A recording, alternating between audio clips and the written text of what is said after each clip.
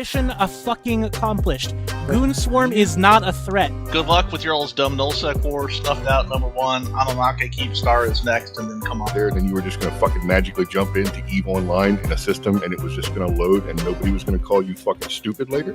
There's an Eagle fleet that has dive bombed a Megathron fleet. This is the bravest shit I have ever seen in my life. The best possible shot to do something to the Imperium, and you fucked it up. I talked a lot of shit over the last couple months. It's time to fucking eat some. And I showed up here to eat shit. Like, the reason that this keeps started and get contested, and I cannot make this up, is because of tie-dye. Guess where goons are going to live after this war is over? Earthland is 319, I believe, right? So, Hi, sick. I can people tell you very overreacting. clearly, our Diplos didn't even fucking care. Like, White daddy. Ladies and gentlemen, boys and girls, capsuleers and capsulettes, welcome to Sunday. It's another beautiful Sunday, and this is Untethered. My name is Redline, joined by Luke, who's over here, and Phantomite, who's down there. We've also got Dujek here. Hello, everybody. How we doing? Not bad, thank you. Not bad. Don't forget our uncameraed guest as well. And of course, our uncameraed guest, Sven. Hello, Sven. How are you? Doing pretty good. Wonderful. Well, it's been quite the week, and there's a lot of news on the EVE horizon. One of those things is the Revenant expansion that is coming very soon. Very, very soon. Phantomite, what are your thoughts here? What are we talking about? Well, something that every single time there is a teaser or an announcement that something is coming, which has some preliminary vague details, plenty of people in my CSM server start asking me for something that I do with various CCP announcements. They ask for a vibe check. I score things on a 1 to 5. Well, sometimes a 0 to 5, depending on if it's something that I think is particularly terrible. But we don't have the exact details as to the mechanics and attributes behind this new interesting feature that's coming. Firing a pod at enemy ships and having it start to disrupt their electronics and deal them some continuous damage. So I don't feel the need to give a vibe check on that at the moment until we get to see it in action. I think it's certainly interesting. I'm looking forward to training the new ships. It certainly implies that at least this could be the first CovOps destroyer hull in the game. Which would be a pretty good experience for, I don't know, everybody. Maybe. Destroyers are Depends fun on hulls. what it's capable of. Well, I mean, there's so many things it could be capable of, but you never know, really. Mainly cloaking, but yeah. Yeah. I mean, that's Maybe the a little bit co-op of warping and cloaking at the same time. Yeah. I bet that's Yep, probably true. yep. I bet they're Well, going to use Scarab launchers. As well as this being the first CovOps destroyer in the game, the wording was a little bit vague, but the wording could indicate that this is also the first CovOps battlecruiser in the game as well. Yes. I mean, the wording to me, it seems like both ships are going to be capable of covert ops cloaks. Like that's kind of the point, to bring that that platform to a more wide variety of ships. And aside from super capital ships, are there any other ships in the game that have a built-in resistance to webifiers being applied to them?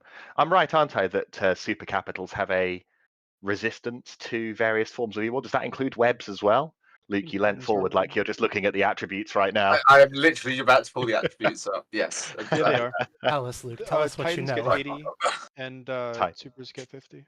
All right, so something that looks like for the first time is going down to a subcapital ship as well. It'd be very interesting to see the base stats of the hulls and like kind of what you can fit on them. Because if they are you can imagine slow, then it means a lot less. And well, I mean, something about them, of course, is because destroyers are big frigates and because battle cruisers are big cruisers, they are prime candidates for fitting overprop afterburners as well. So pair that with a resistance to webifiers, and that could start to be something that's quite slippery to tackle down properly. Especially with CovOps. Mm-hmm. Well, and it's gonna feel Sanchez. Think so? I mean, and there was a presentation at EVE Vegas that happened this past weekend. I am rocking my EVE Vegas 2022 shirt. just as a kind of a nod to that. But they've said that, and I don't know if this is true or not, right?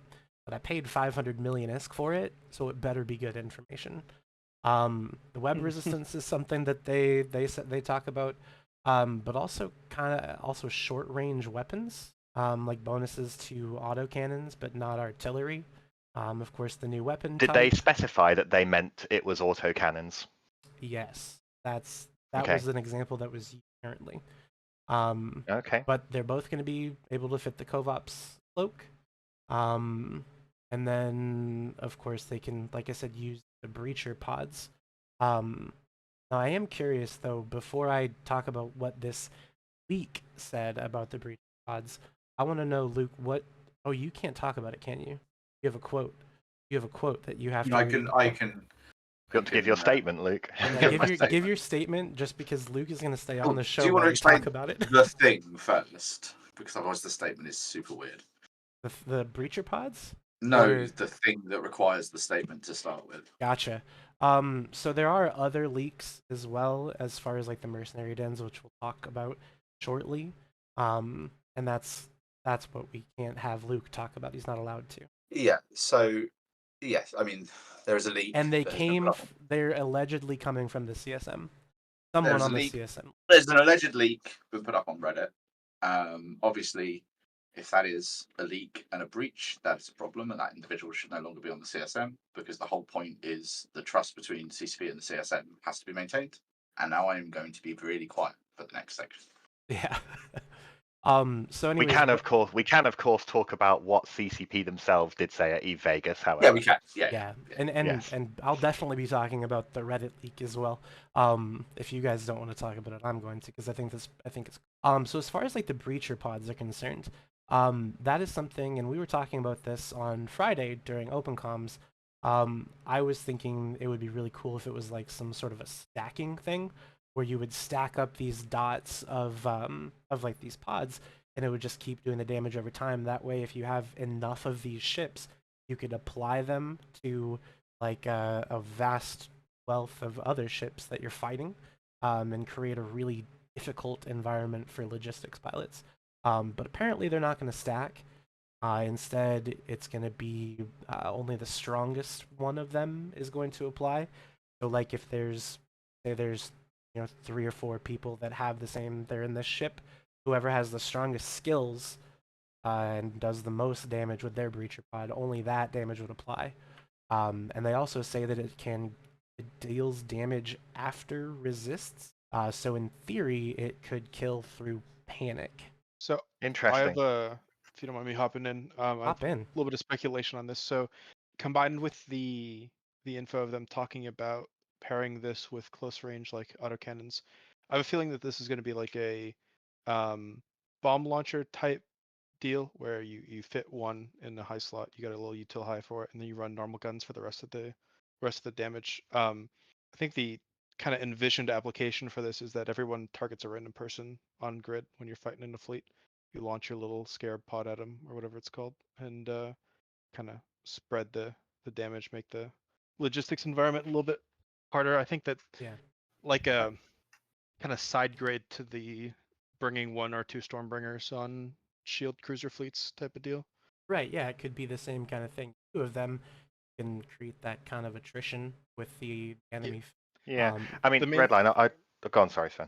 Yeah, the main issue right now with those, and the reason why you don't really see them often, is there are no application mods, and they have a pretty weak application formula, where, for example, if you're in a AB armor battleship, the Thunderchild is going to do roughly 9% damage to you, which just makes it very impractical to use for most circumstances. I do think we also want weapons that are added to the game to not necessarily immediately go into the N+1 meta, where having 10 of the new ship or 100 of the new ship just instantly deletes who you're fighting. Like, this gives some lower number gang application where we brought 1. That's as good as we're going to get against 1 target. It is useful. It's not going to be overpowered. I think that's I think that's a very sensible way of looking at it. And I think I want to add to that if this thing isn't balanced on launch, and let's be real, the one single balance pass it will get 6 months later, up or down, then it has a significant risk of being just yet another mechanic thrown in that starts to just stack so many potential mechanics in the game available for fleet combat that it starts to render all sorts of theory crafting irrelevant and just makes people repeatedly go through and endlessly simplify their tactics again and again and again until it's just Ferox's online again, and how many can you get? I did see somebody on r/Eve pointing out that every time CCP just throws in a new mechanic, that it starts to just pile up with mechanics that you have to think about, which adds another step higher for people who are learning the game to figure out, overcomplicates things to the point where you can't even try and plan for anything in this game in fleet combat. Personally, I would really, really appreciate it if CCP would regard large-scale balance passes as feature additions to the game, because every time CCP does any kind of rebalances to a bunch of ships that are usable in fleet combat, it changes the meta. And that is, in many ways, as good as adding new ships to the game, is rebalancing existing mechanics.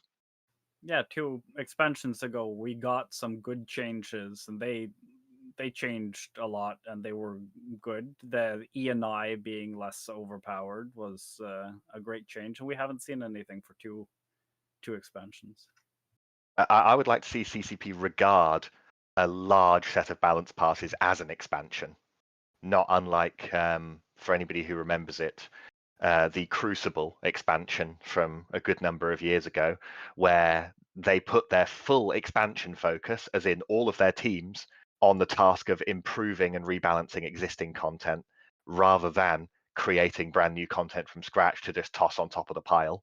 I think it has to be a split, right? Because for one set of players, that is an expansion, is new content, right? For another set of players, though, ship balance is not a new game. They have to speak the other side of the coin, right? Because for your case, ship balance is a big thing, right? It's the big expansion at that point, but that not everyone will see it that way. So I think the truth is probably somewhere in the middle. I think it definitely is in the middle. I think that there's room for both. It just feels like there's a massive imbalance towards real, straight up new content rather than refreshing old content to make it new again. I mean, the life expectancy sounds a bit depressing. The time that people who stick with this game actually stick with it is somewhere closer to the 3 to 5 year mark rather than the 10-year mark, right? And we go through meta changes in this game that sometimes outlast the average attention span of an EVE player. People come to this game and they experience a full EVE career in, like just 3 or 4 or 5 years, and then they're done. And in that time, very little will have changed for them. I think fundamentally the biggest issue with EVE versus more traditional MMOs is that when new expansions are added, when new content is added, the sandbox exists in a way that it doesn't invalidate old content and old mechanics. When you add stuff and when you rebalance stuff in EVE, you need to consider how it's going to interact with every other piece of content that has been brought into the game before it. Like Titans were added, I don't even know how many years ago, like 15 years ago, and they're still just as relevant and in the game as they have been. There's no you're not power creeping old mechanics out of the game very often, and makes a very tough environment to really add new stuff without just kind of making it either completely OP or not usable at all. I think we're I seeing think that. I do very much agree that like a bunch of balance changes is super interesting and just shaking the meta up and using new ships and stuff. I think it's going to be the meta for years. That kind of thing where they release high hooks and have completely changed how they fundamentally. And then with the Revenant expansion, they're adding on these military dens as well. I mean, even in this environment, they still are putting out new stuff, new content, and they are changing it. Yes. Yeah, but they're guys changing it before it's had time to breathe.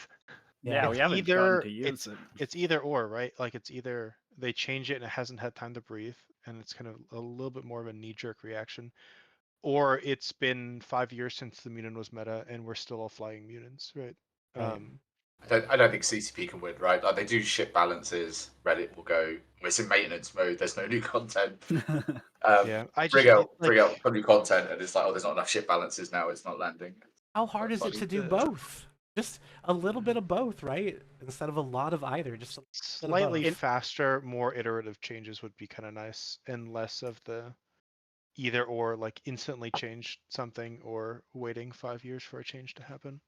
We've gotten good mileage out of like 3 to 5 ships changed in half a year. Like if we got 3 ships every half year, which that ships would are be. they?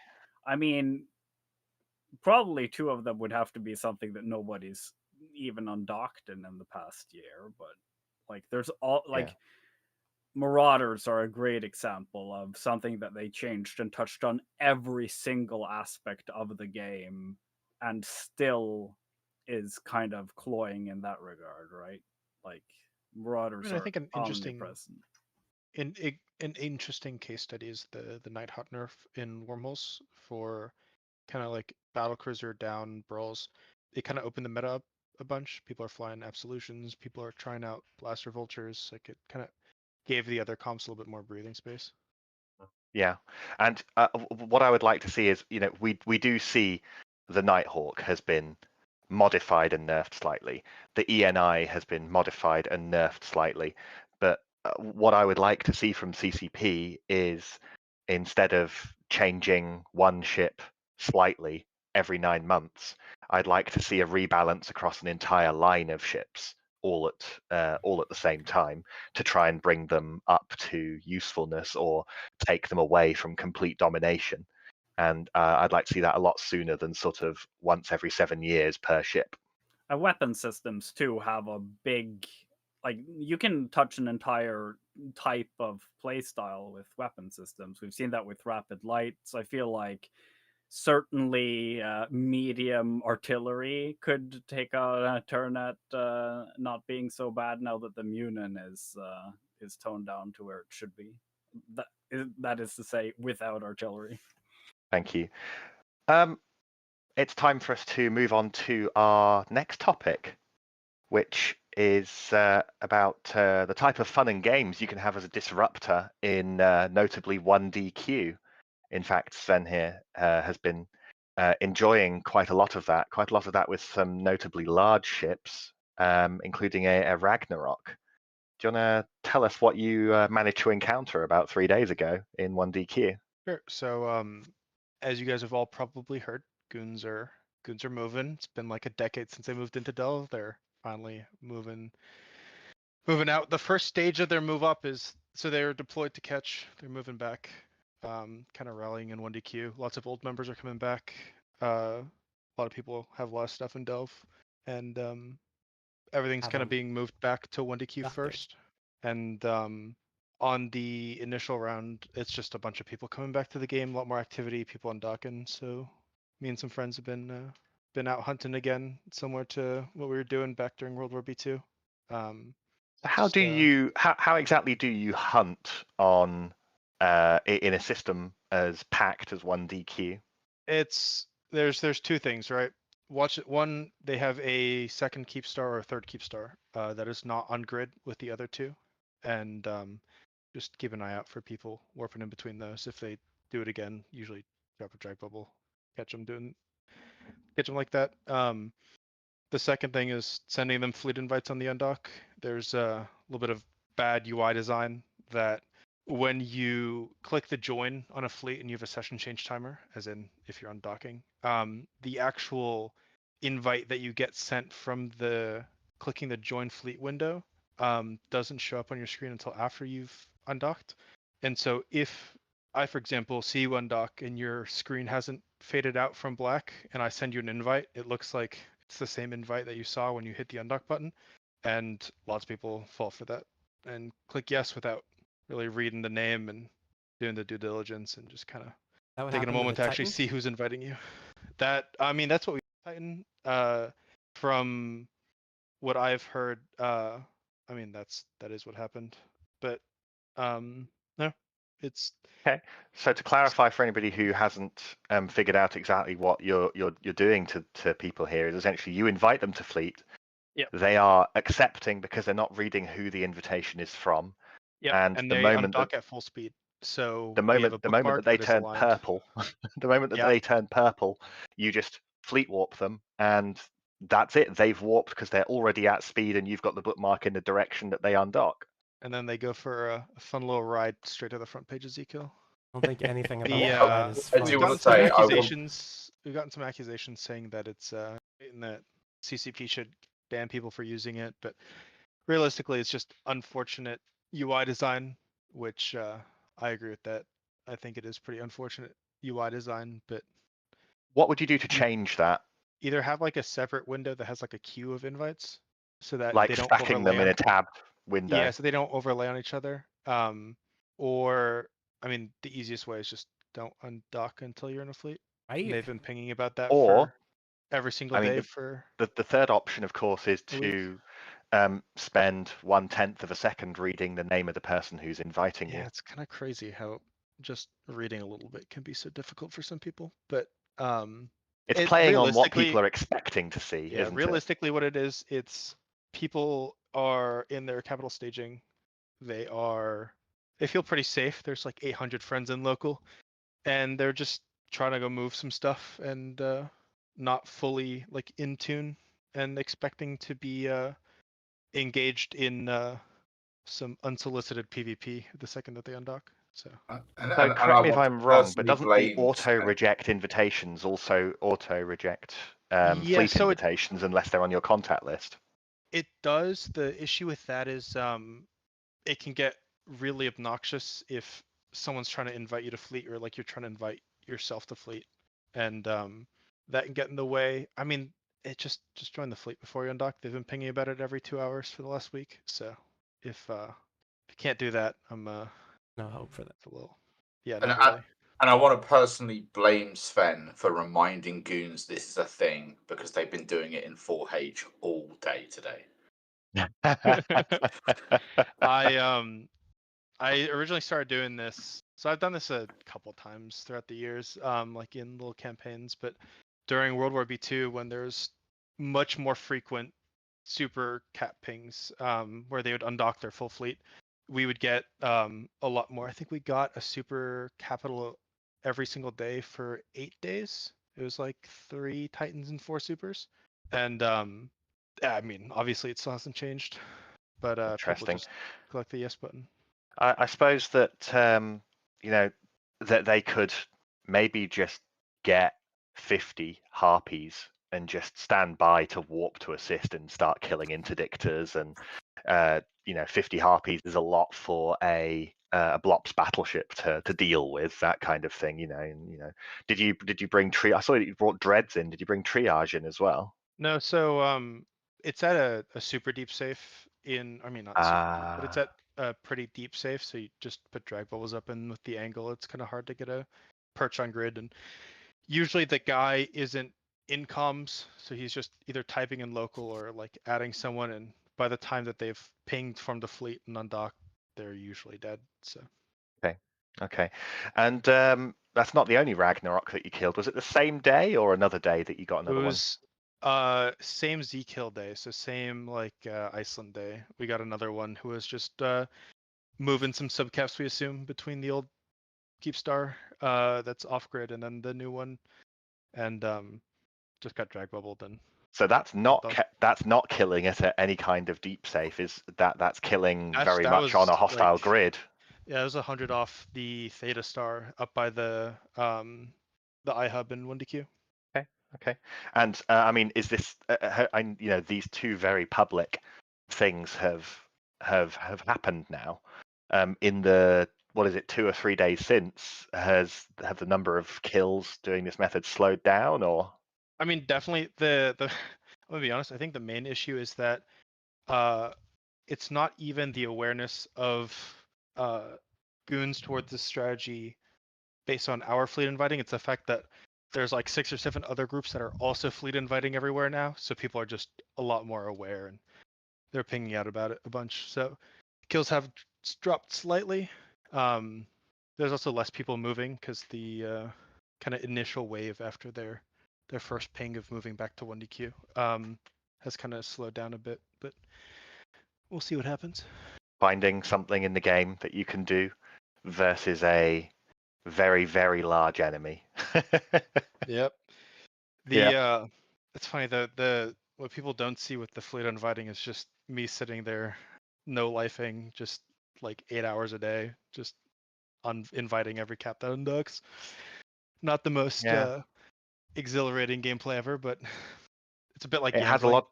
It has a lot of similarities with in the early.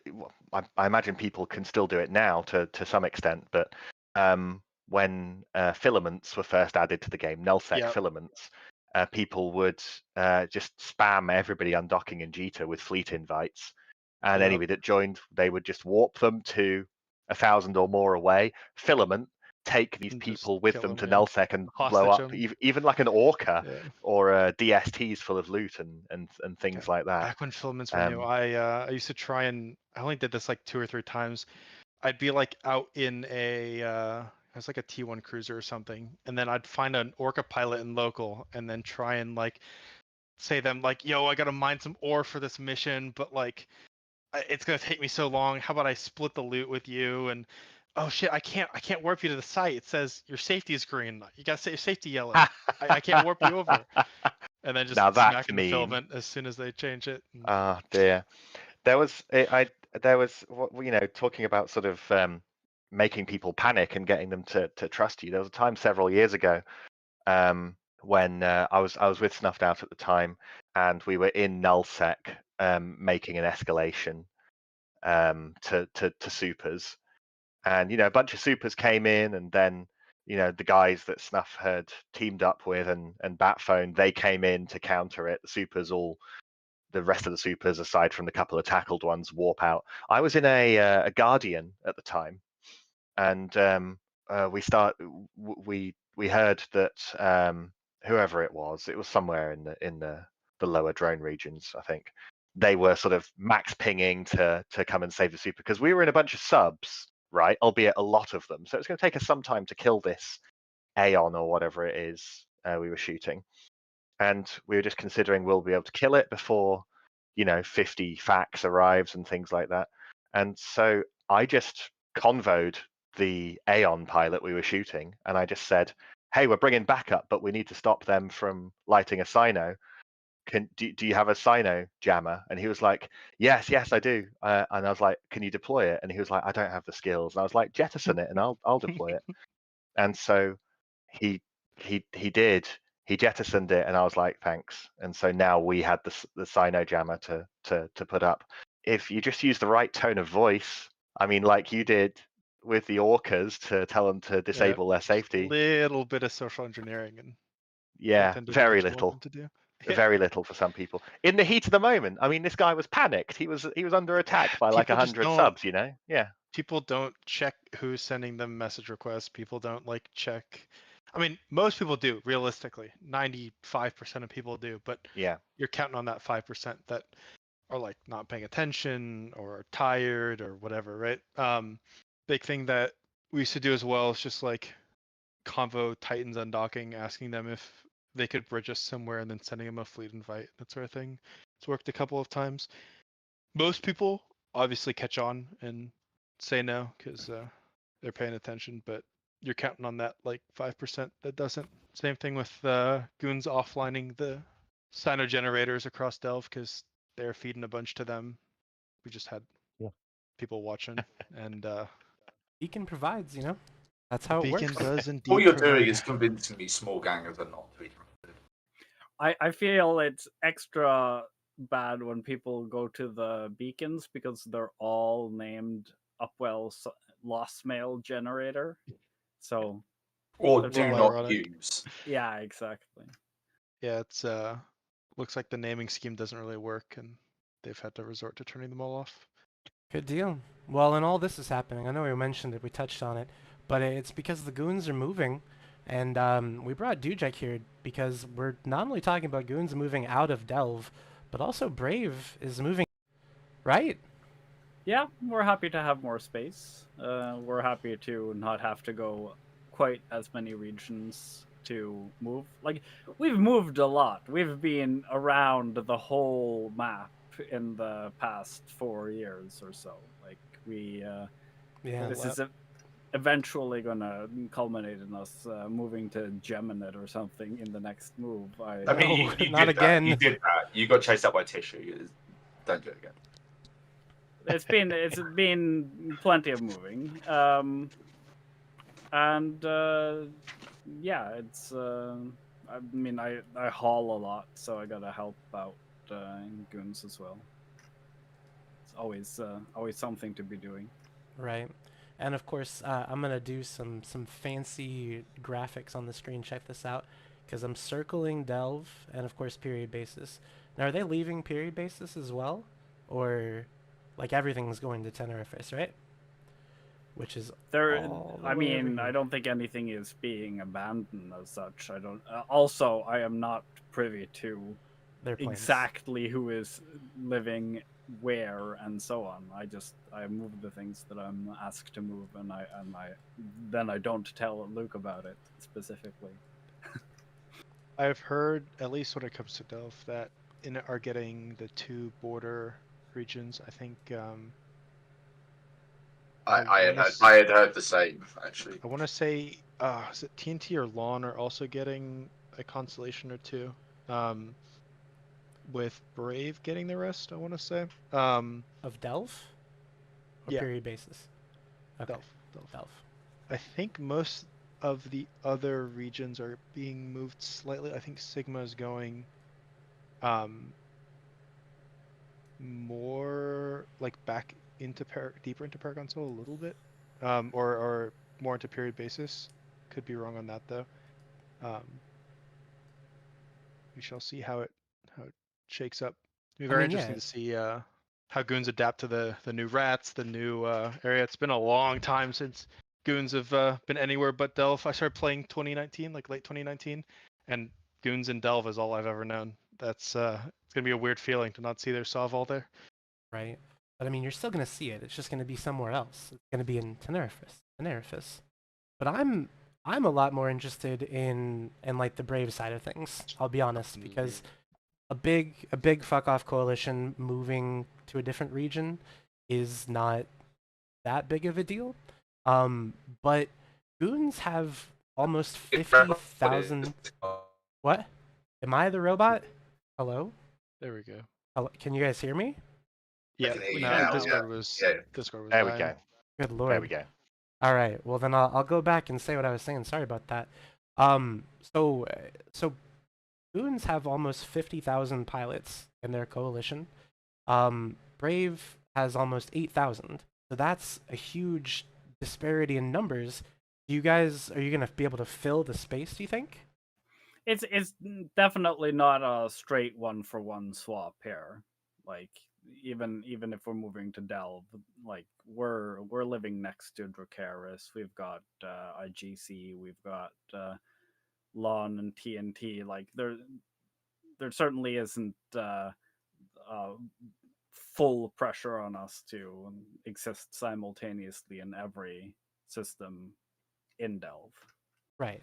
And I guess that's not quite what I mean, but the space is obviously more. I mean, like, as far as ADMs and those kinds of things go, are those still going to be manageable? I think if there's something that we've seen from the other side of the map is that you don't necessarily need to have enough people to fill every nook and cranny of your space. Like we've been wanting more space, certainly after the war. Like we're going to use Brave admitting they're going to rent. No, that's what you accuse us to do with that space. No, I wouldn't say that I have been on record saying that frat rents. I think I've been on record saying that certainly there's a lower active person per system coefficient in some of New Eden, like, because it makes sense to do so if you can. Like, having more space is good currently. I don't think Equinox made having more space worse. I think with Skyhook passive income and Metanox passive income, having more space is a good thing. And I think that we're spreading out. We have a larger footprint after this move than we had before the move, and the game wants us to do so now, whether or not that is good for the long-term health of the game. Do you think you're going to any measurable influxes of people who are members of Goons proper who are so in love with living in Delve that they may switch over to you guys? It might even be something that you guys might even have started seeing already. I think that is maybe negligible compared to the people who we were targeting for recruitment before, but also felt like we were a bit cramped. Like, having more space has come first in this case, and then we got to go out and find extra people. Certainly we have enough space to go around. We would like more members. It makes sense to recruit. Okay. When you talk about sort of in terms of recruiting from Goons, like, we do not approach our coalition allies and ask for people. If they show up, like, there's a system in place there, and they got to sign off and with the leadership of space bureaucracy. Yeah, space bureaucracy. And I did in fact get the map as well. I'm going to try to put it on the screen here if I can size it properly. There you go. Everything was going to be a little bit bright for a second, but this is what we're looking at as far as who's getting what in Elf in period basis. Wow. Queries. So Brave doesn't get contiguous space. They do. They do. Yeah, they're cut off by NPC space. Z and DW right there too. That's okay. So yeah, so it's gonna be shared space. Karis has a lot of it. Cool. I was surprised to see Init moving into 2 constellations in Delve. I'll be honest. It kind of feels like we're going to move into Delve into range to help protect Delve. It feels like a really odd. But Luke, Init isn't members of they're not members of the Imperium. Like, at the risk of this being like way above my pay grade, like, that's the connection set XP up to Fountain. Yes. I suspect that they have gone and said, we want this to make sure that people can't get to our space, much more so than they want to protect us with their resources. I mean, they've got a pretty nice regional there, if I remember correctly. Yeah, and well, if you remember, like, the last time Init really had like an existential threat to their space, Goons kind of left them high and dry. They let Fountain burn, and that just let people ride into Delve, first and foremost. I mean, they're preventing that as well. They have that extra foothold. So I think it's a defensive move, which is typical. I do wonder what the bulk of Imperium moving a quarter of the way around away from Init is going to do about any deterrent that Initiative may have been potentially enjoying regarding their hostile neighbors to the north. It's to be seen how it plays out. But obviously, that's even with my favorite subject of Ansiblex, they are notably a lot more time away from responding to assist their blues. I mean, north of Init is Phoenix Coalition, so there is a coalition in between where you've got Pure Blind and Fade. And then also you have to consider there needs to be a reason for people to want to invade and take that space. And I don't see anybody chomping at the bit for Fountain anytime soon. You know? Yeah, if only there had been a mechanic in the game that meant that you couldn't just put everything you wanted in every single system. Damn. Only. But that mechanic seems to have been put to the wayside, and that's fine.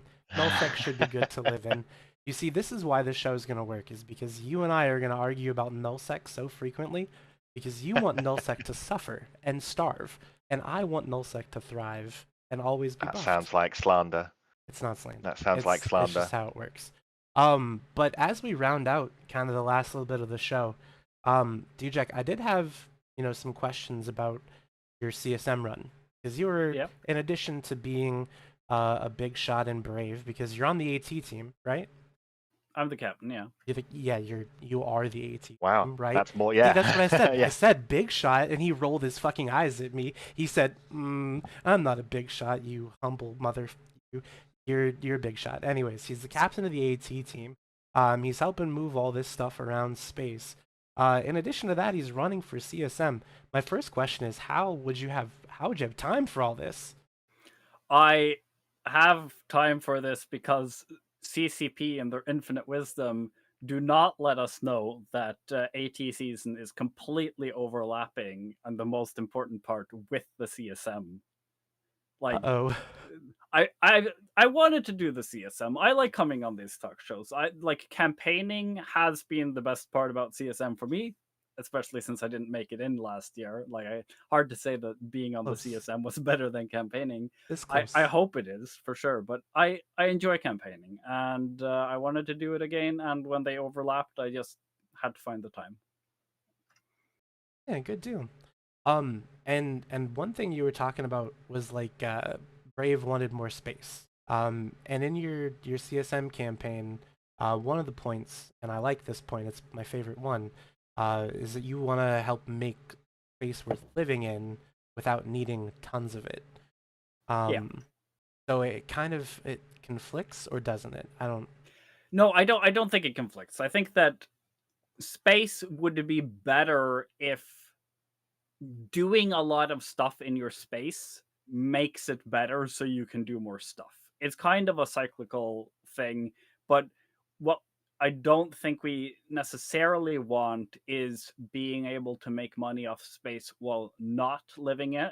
I think to a certain extent, Metanoxes and Skyhooks and that new ecosystem is encouraging people to have more space than they need because they can still get the resources. I think that if you have slow respawning sites far apart, people are encouraged to spread out and say, I'm here alone, stay out. If everyone can kind of be together, you wouldn't need Ansiplexes if you don't have many regions, or if you don't want to get across your region very fast. Like if people are living in smaller entities, I don't think the game is heading there anytime soon. I don't think that you can say politically everyone should just stop being in coalitions and have a lot of fighting in between each other. Like, nobody's going to take that first step. The game doesn't needs the to change.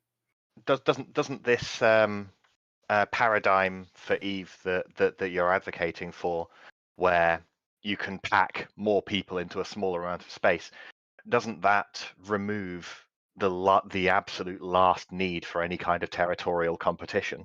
Because competition over resources typically is only competition when there's more people that want it than there is available. I mean, we tried scarcity. It didn't that thinking kind of makes sense if you can effectively fight over the resources. I don't think that current EVE, especially Metanox, nobody's fighting over Metanoxes at the moment, right? It would have to be more pretty sure not entirely true. Well, okay, if I haven't been fighting over Metanoxes very much. Certainly, is that potentially because there's too many of them around and you can make do with what you've got? I absolutely think that if you have 6, 8, 10 Skyhooks in every system, it just feels less important to fight over every single one of them. I think that more individual. So this is the opposite. This is the opposite of what you said in that case, because if you want to be able to everybody to have their fill without needing to spread wide and compete for space, but also you want fewer resources so that people have to compete for the resources, then those are two very opposing concepts. I feel that if you had a framework where smaller groups were allowed to live and thrive, that would have to exist before people decide to pare down and live in smaller areas. I think having like 8,000 people in a single system isn't what we're striving for here, or even like a small constellation or whatever, but the game is pushing us further apart within a coalition than we were before Equinox. Is that a bad thing? In terms of attacking us from the edges and fighting over it, not necessarily, but if we are all blue to each other, who's attacking? Yeah, I mean, surely if the problem is, damn, I hate being blue with all my neighbors, isn't there a very obvious answer to that? Well, you can't. Well, I just did unblue preface your this by saying Phantomite. we're not getting a political solution to this where everyone just decides to unblue each other overnight. So it's more like I need to be blue with my neighbors because my enemies are blue with their neighbors, and they're just going to come blob me otherwise. Yeah, I do believe that. like, I mean, I know that sounds yeah, like but I'm trying to make a joke, but you do remember that a couple of years ago we were trying to stake out that existence, and we were just absolutely massively smashed by Frat and Horde together because. What was it about what was it in the game that allowed Horde on the other side of the map to be able to come and smash you? I would say like the one thing that is big here is that Horde set all their timers for Frat to defend. We cannot do counterattacks when Horde set their timers to Chinese time zone and don't defend themselves. I think that how will Horde? He didn't take the fucking bait, Phantomite. He's not doing it. He's not going to take the bait, answer the question. He also didn't answer the question. How will Horde, who live over in the drone regions, getting over to what was it, Pure Blind? You can go through Sarsak for a quick trip. I mean, Sarsak. Like, okay, like I don't think that like I get you want me to talk about ansiplexes. Ansiplexes go both ways, right? Because as soon as we get under the pressure that we did, we are getting goons up from Delve. Horde are coming in through ansiplexes. Like goons going through ansiplexes that don't belong to them, but belong to Init. Horde going through ansiplexes that don't belong to them, they belong to Frat. But that wasn't the biggest cause for us at that time.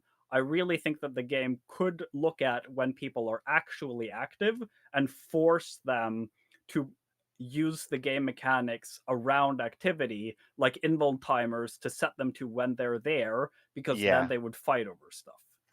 So, you know, you know, the exact how it would work is a different discussion, I guess. But you know, a way that the game forces you to only set your timers to come out during your actual active times. I like that. I like that. I don't know how you achieve it, but yeah. I have that in my CSM platform in multiple ways, and I tied it into the new player experience by having stats for a corp that they can choose to present to people that show like their PvP activity or mining activity or industry activity to help new players pick the appropriate corp for them when they're just starting out. And I think a system like that could also be used to help enhance ADMs, set timers and structures to when it makes sense for them to be, not necessarily when it's absolutely nobody can attack them because they're away. I have a solution has been presented to the entire Ansiblex problem chat. Oh God! And it is I just seen it. It is to set Ansiblexes to work for 1 hour every 3 days. I think that's fair. And if you don't like that, we can further enhance it by making it so that it only jumps you to the destination system 50% of the time. The other 50% of the time, it jumps you somewhere random. How about that?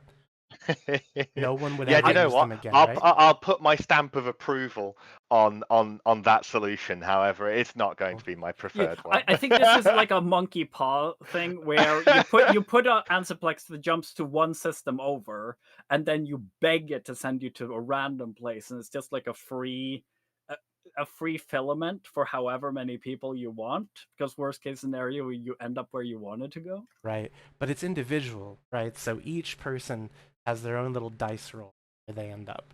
Only half your fleet's gonna make it where they want to go. That actually sounds really fun. I think they could take a filament gate. They Not just can't sound take fun. filaments with. They just can't take filaments with them, so they can't like run away. Then it's okay. Yeah.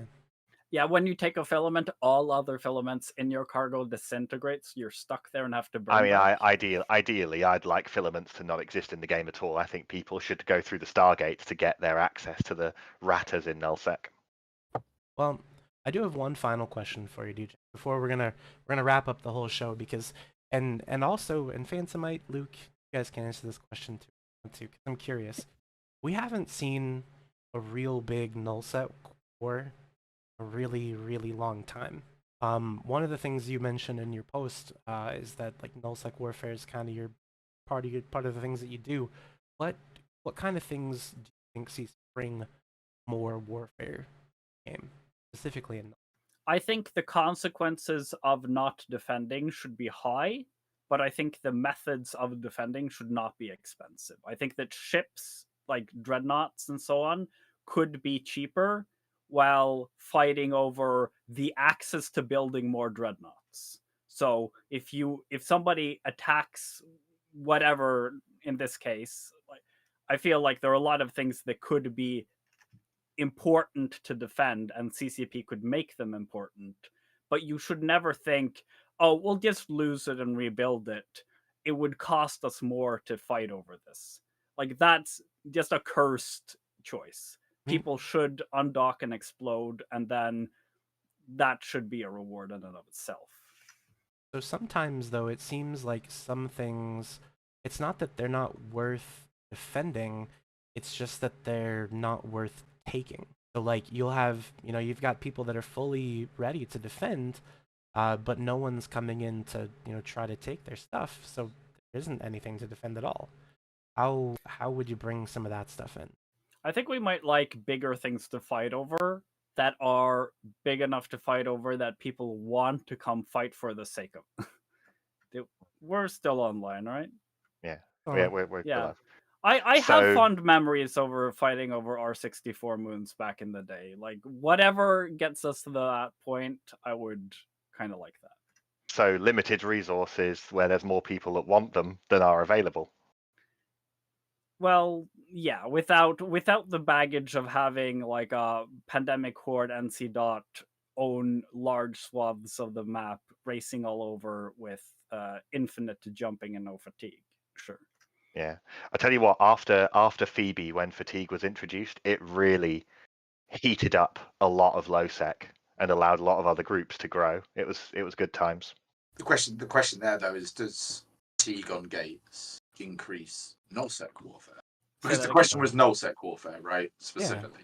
Yeah. How would argue you do that would probably have the opposite effect on nullsec at least. Low sec, I would agree though, because nobody's kind of jump gating out to the edge of low sec to fight things from nullsec as much. I have also said that there are certain infrastructure points like NPC stations in other regions that would make it more possible to fight on a more regular basis. I think that no area, like, ironically, having no NPC stations in a nullsec region makes it safer, even though they're kind of trying to present, oh, well, this is untamed wilderness, it's very dangerous. Like, players are more powerful at keeping themselves safe when nobody else is around. I don't think anything should be however far away, like more than 8 light years from an NPC station where people can stage to harass them. Like, if we are going to make it harder to move around the map, and that would be good, we still need places to stage that isn't all the way back home, or it's going to get really tedious to go places and fight and go back every day. I think that sounds reasonable. Yeah. Sounds reasonable. Well, hey, I think we're even though we've had a little bit of issue stream to the tail here, we like to do some final thoughts. We'll let you know as well. You're gonna get more than just talking on the show episode. Gonna have some fun little. First one of which that is called "How I Would Fix the Game." Am I cutting a little? I'll speak into the microphone directly. But the first of those segments is "How I'd Fix the Game," which is basically where if you have some kind of a change or something that you would make and you want to come on and like present that to a group of people, we'll give you some time. We'll let you come do that. Sounds like a lot of fun to me. Let me know if that's something you're interested in. But anyways, with final thoughts, Dujek, do you want to start us off? Just take us out. Yeah, I wanted to say thanks for having me. I'm enjoying campaigning. I think this is my last show of this season. Vote for me if you like my ideas.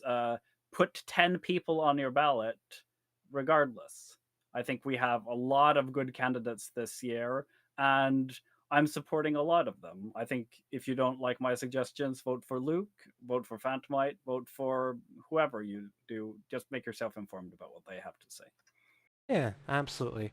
And like you said, make sure you do fill out that full ballot if you're voting, because those votes are important. It's not like here in America, but we're not going to talk about that. Luke, what's what do you want to leave us with? So I think there's probably a couple of things. You know, there is a new expansion, which is really cool. There's new stuff. I get Fant's point around balance pass and Sven's point about balance pass, but it's always good to see new stuff, right? Which is great. I echo Dujek's point about if you're going to vote in the CSM election, vote for 10 candidates. Interesting enough, I actually have one more show I'm going to be on. I'm going to be on the Federation Frontline Report show tomorrow at some point. We haven't quite worked out the exact time. But yeah, I think, you know, for many years, a lot of people have said Eve is like maintenance mode, nobody cares. And I think the last year or so, they keep adding new things. And I think that kind of shows that's not the case, which I think is a good thing, regardless of your thoughts on antiplexes or anything else. For sure. Phantomite, anything for us? Just that, you know, this is our first normal style episode of Untethered. I know that we had a fairly large number of people watching. I hope that the fact that we keep this show to an hour and that we have a specific set of topics preset rather than us just rambling and then tailing off for another 2 hours at the end of the show. I hope that this is a format that you'll want to tune in for to hear regular weekly Eve news. We're going to be back here next weekend as well on Sunday, all being well, and we hope to really make a difference to the landscape of news about Eve Online. Indeed. Well, we're gonna do a raid. I've got like a minute and something seconds before a forced ad starts, but we're gonna do a raid before that because you know it is what it is. We're gonna go see Kishal, who is interviewing Colby Bosch-Tet right now. You can absolute Kishal when we get there. And like Phantomite said, we're gonna see you next Sunday at 2100 Eve, which will that. But until then, I appreciate the follows, you guys, everyone who followed the stream, everyone who subbed. That is quite appreciated. And we'll see you next time. I've been Redline 13. I don't know if I call myself that anymore. This has been Untethered. Y'all have a good one. Yeah.